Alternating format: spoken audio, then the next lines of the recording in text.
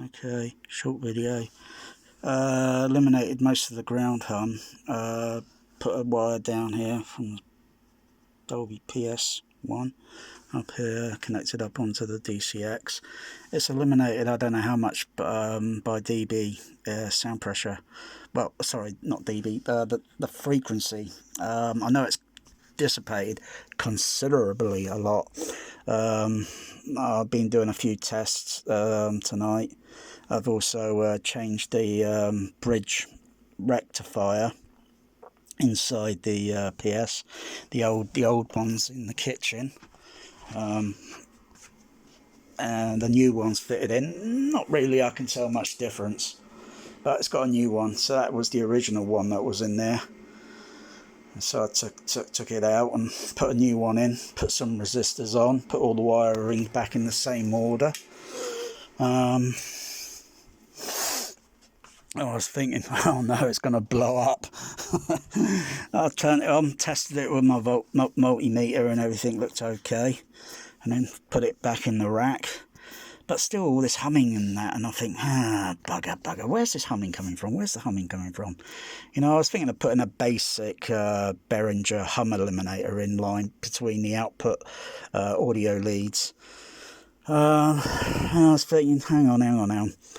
You know, let's unplug the power lead that goes from here to here, which is and then that power lead goes up to the processor unit, and then you plug another lead, and then that would go up to the accessory unit, because you've got the DC output power. The mains input is over on this side, and the DC output is over on this side. So I unplugged it, turned up the levels up on the you know, DCX, and I turned the power supply on and off. Didn't notice any humming. I thought, okay, connect the leads back up, turned the fader level all the way down, turned it on, and the hum was instantly there, sort of thing. And then of course you get 4 or 5 seconds later, and then the 24 voltage rail turns on. Yeah, and then of course I put everything, all the levels back to sort of normal-ish for the room, but otherwise it would be overpowering for the room size. And then put the fader back at 7, and I can still mildly hear that humming in the background. And then of course when you put it up when I put the fader at 10, it's going to be a bit more, yeah. And I think, okay, I've tested this, and I think the alleged little gremlin is somewhere here, maybe, but it might be going from there and sneaking into there and then sneaking into here, because it has to. It can't go any other way, I think. But either way, I've eliminated it considerably. I don't know how much in dB level, because I would have to put the output lead, connected it onto the RTA analyzer to see how much the signal noise levels, you know, by basically just putting that and that, tighten them up. And yeah, at first I just put the wire down here and I just move it around everywhere, and I notice a little kind of like a little, it's making a little scratch in there. Okay, and get it in, tighten it down, and then listen to the hum, and it just went. I thought, oh, okay, that's as, you know, there is still something else there, but it's a lot less, a lot less. There is some typical hiss.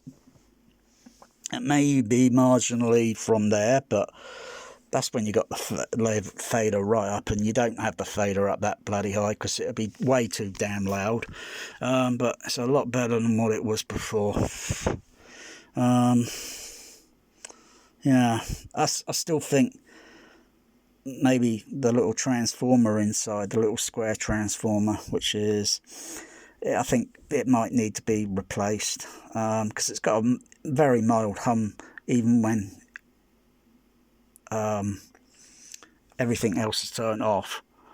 I can just mildly hear it.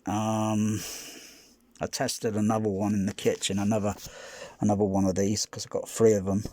Tested another one and put my ear to it. Yeah, I can hear humming. I'm thinking, okay, most things hum and most things don't. And in this case, I think it should be silent, like Hunt for Red October, sort of hydro, magneto, yeah, you know, something like that. So anything but Wales. But I think it should be really silent.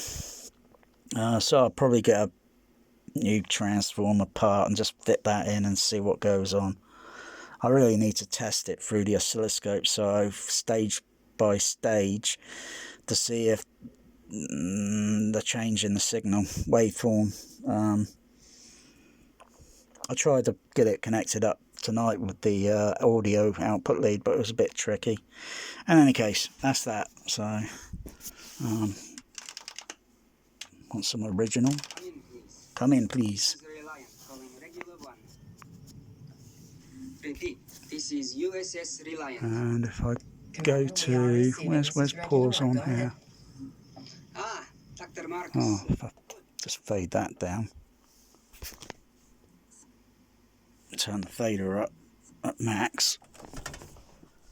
There is a bit of mild hum, like I say, but it is different to the hum earlier. It's considerably less. But there is another signal there.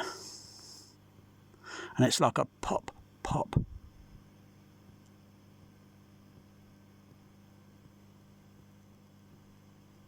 That should be enough record time there. It's like a little, and I'm thinking, where could that be coming from? It can't be anything to do with, say, let's put the fader at 7.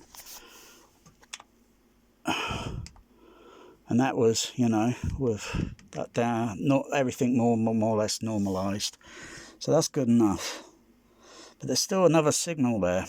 I can't tell whether that frequency noise is going at the same frequency, going pop, pop, pop, or if it's moving from one frequency to another frequency by just a few cycles, and then going but I can't really tell. I need to see. I need to have this up on the RTA analyzer, so I can see what's going on. But so far it's getting more quiet and quiet, this CP200, for an unbalanced processor.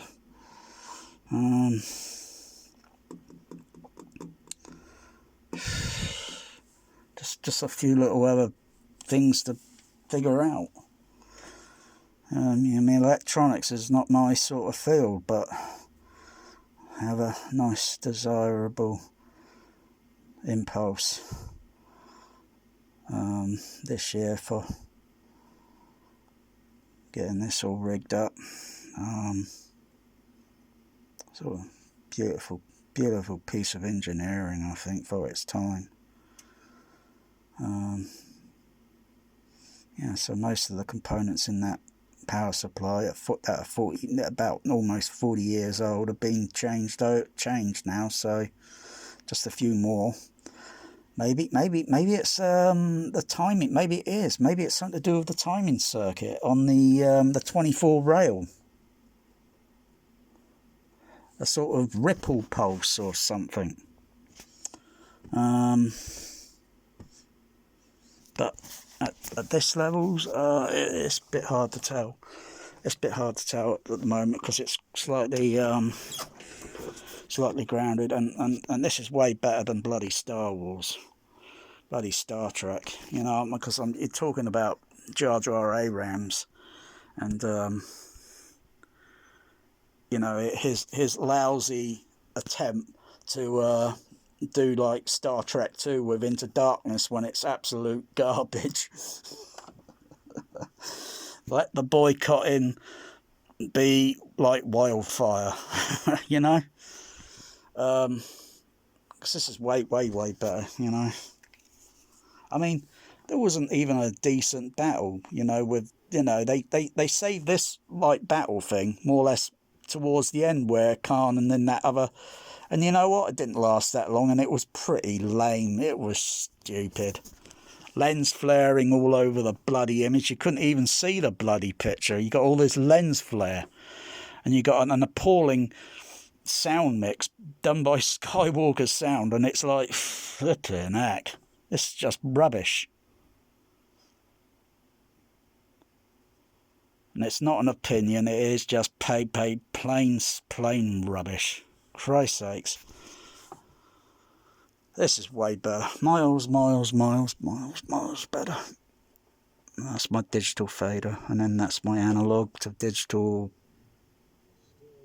or digital to analog fader. And this would be my, I don't know.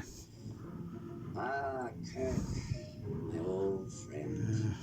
Do you know the Klingon proverb that tells us revenge is a dish that is best served cold? Yes, cold.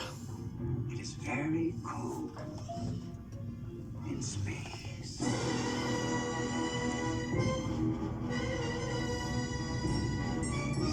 Wow. Wow, that rumbling in the background on the surround. Mute it, turn it off. Energized defense field. Put the surround on. Oh, that rumble. Sounds like you're on the bridge of the Enterprise. It is the Enterprise. Yeah, Kirk's suspicious. Kirk's suspicious. He ain't buying that. He knows that's bullshit. Well, he's just suspicious, isn't he? I'm getting a voice message. They say their chambers coil is overloading their comm system. Oh, that look. That look. Your coil emissions are normal. They should have raised the shields then. They still haven't raised their shields. Raise ours. He raised them